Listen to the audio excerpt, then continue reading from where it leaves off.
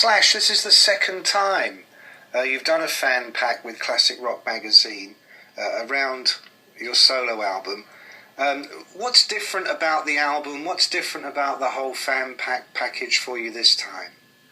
Well, I mean, the album's different because it's one group of people performing all the material, whereas on the last one I had a whole slew of different guest artists that came in and sang and so on. So that's one of the most obvious major differences between the albums.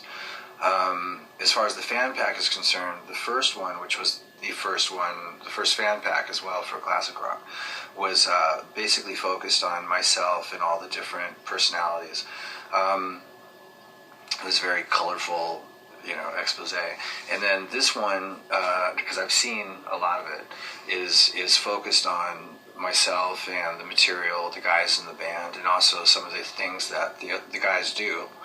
And a lot of it is focused on the tour that we did last year and the writing of the material and the songs themselves. It's a little bit more comprehensive, I think is the best way to put it, than the last one.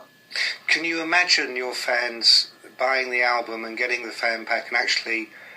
Well, I'm a huge rock fan, right? And I come from, the era of, part of the excitement of buying a record was buying the actual, the package that it came in.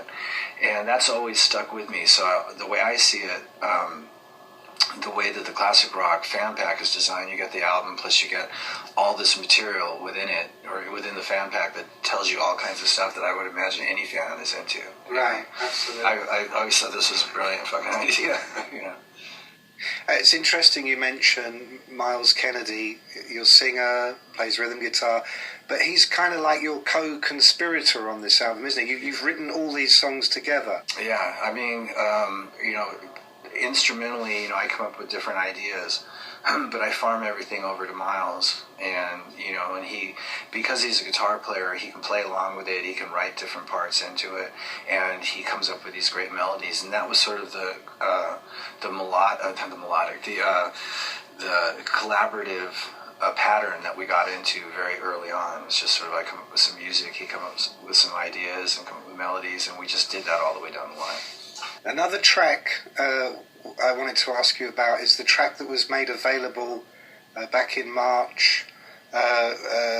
These days, in the old days, you'd say it's a single. It's a single, but it's also available out there. In various formats.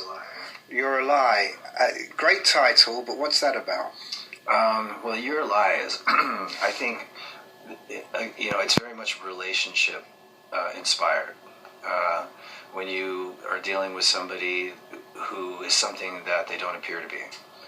And it's, I think, a song that applies to a lot of different people's situations and people that they have dealings with on a regular basis. For me, it's perfect because I hail from Los Angeles, more or less, so I see it all the time. But funnily enough, that was the second song that I presented to Miles and Brent and Todd. And we rehearsed that at sound check as well. Wow, so you got off to a real flying start then.